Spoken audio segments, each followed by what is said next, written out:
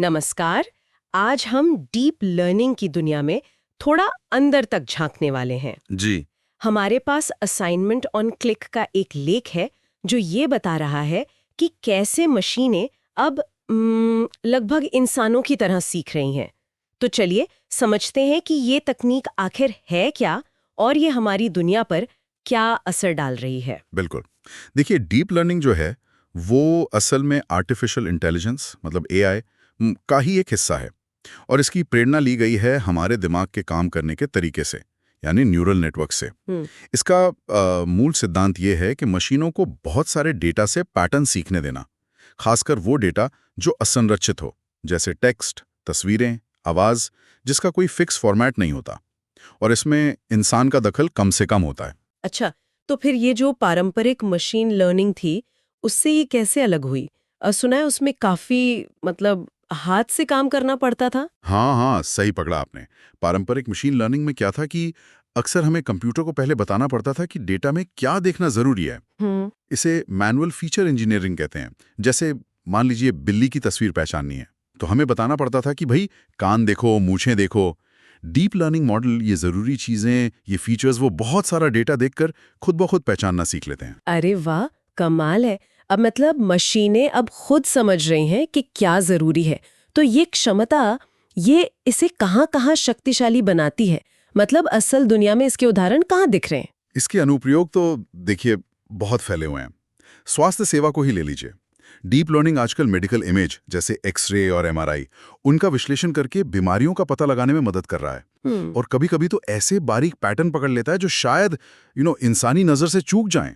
और आजकल वो सेल्फ ड्राइविंग कारों की भी बहुत बातें होती हैं। क्या वो भी इसी पर निर्भर है? हाँ बिल्कुल, काफी हद तक।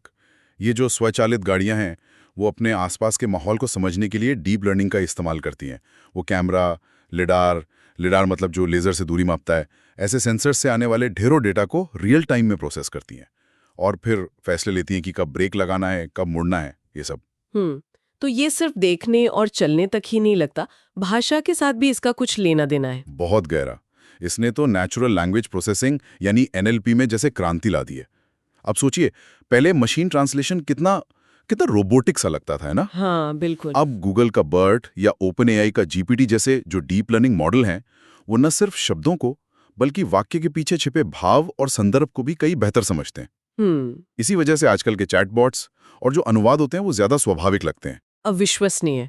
तो जब हम नेटफ्लिक्स पे कुछ देखते हैं हम्म, और वो हमें अगली चीज सुझाता है, हम्म, या स्पॉटिफाई हमें कोई नया गाना रेकमेंड करता है, तो उसके पीछे भी यही है। बिल्कुल। वित्त में भी इसका इस्तेमाल हो रहा है, धोखाधड़ी का पता लगाने में, स्टॉक मार्केट के ट्रेंड्स का अनुमान लगाने में। और मनोरंजन में, जैसा आपने कहा, नेटफ्लिक्स और स्पॉटिफाई जैसी कंपनियां वो यूजर के देखने सुनने के पैटर्न को समझकर बिल्कुल व्यक्तिगत पसंद के हिसाब से कंटेंट सुझाती हैं। ये तो सच में हमारी जिंदगी के लगभग हर हिस्से में शामिल हो रहा है। अच्छा, वो लेख में इसकी मानव समान सीखने की प्रक्रिया का भी जिक्र था। वो कैसे होता है? हाँ, ये दिलचस्प है। देखिए, जैसे हम और आप अनुभव से सीखते हैं, है ना? डीप लर्निंग मॉडल भी वैसे ही बहुत बड़े डेटा सेट से लगातार सीखते हैं और समय के साथ बेहतर होते जाते हैं। जितना ज़्यादा डेटा उतनी बेहतर समझ। और अब तो ट्रांसफर लर्निंग जैसी तकनीकें भी आ गई हैं। इनसे क्या होता है कि वो एक काम में सीखा गया ज्ञान दूसरे मिलते-जुलते काम में इस्तेमाल करना भी सीख रहे हैं, जो कुछ-कुछ इंसानी अनुकूलन क्षमता जैसा है। लेकिन हर तकनीक के साथ कुछ कुछ चुनौतियां भी तो आती हैं। डीप लर्निंग के साथ क्या मुश्किलें हैं?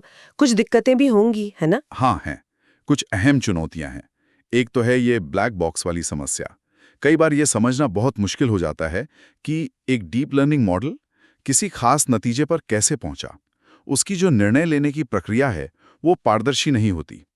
और ये भरोसे के लिए एक सवाल खड़ा करती है, खासकर उन क्षेत्रों में जो संवेदनशील हैं, जैसे मेडिकल जांच। और शायद डेटा पर इतनी ज्यादा निर्भरता, वो भी एक मुद्दा है। निश्चित रूप से, क्योंकि ये मॉडल सीखते तो ट्रेनिंग डेटा से ही हैं, तो उस डेटा की अपनी जो खासियतें हैं या जो कमियां हैं या जो पूर्वाग्रह हैं, वो मॉडल के आउटपुट में भी झलक सकते हैं। ये एक बहुत बड़ा मुद्दा है। पूर्वाग्रह, हाँ, ये तो गंभीर बात है। और एक और बात, इन मॉडल्स को ट्रेन करने और चलाने के लिए बहुत ज्यादा कंप्यूटिंग पावर और ऊर्जा की जरूरत होती है। ये भी एक बड़ी चुनौती है, पर्यावरण के लिहाज से भी। तो क्या इन चुनौतियों से निपटने के लिए जो शोध करता है वो कुछ कर रहे हैं? हाँ बिल्कुल, लगातार शोध चल रहा है। कोशिश ये है कि इन मॉडल्स को ज्यादा, क्या कहते हैं, व्याख्यात्मक बनाया जाए, एक्सप्लेनेबल। उनकी एफिशिएंसी बढ़ाई जाए ताकि ऊर्जा की खपत कम हो।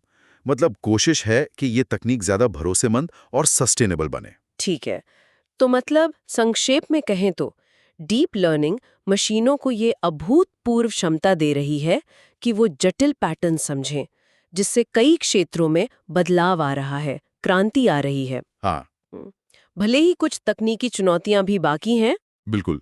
और अगर हम इसे बड़ी तस्वीर में देखें तो इन चुनौतियों के बावजूद डीप लर्निंग में हमारी दुनिया को बेहतर बनाने की अपार संभावनाएं हैं। और जैसे जैसे ये तकनीक और विकसित होगी और हम इन चुनौतियों का हल निकालेंगे, इसका प्रभाव और भी गहरा होता जाएगा। तो ये सब हमें कहाँ ले जाता है? मतलब ये सोचते हुए कि मशीनें हमारे ही दिए गए डेटा से सीख रही हैं, उसी डेटा की सीमाओं के साथ, उसके पूर्वाग्रहों के साथ, तो भविष्य में हम जो डेटा बनाते हैं या फीड करते हैं, उसकी गुणवत्ता कितनी ज्यादा मायने रखती है ना? ये हमारे द्वारा बनाई जा रही भविष्य की इंटेलिजेंस को आखिर कैसे आकार दे सकता है, इस पर सोचना तो बनता है।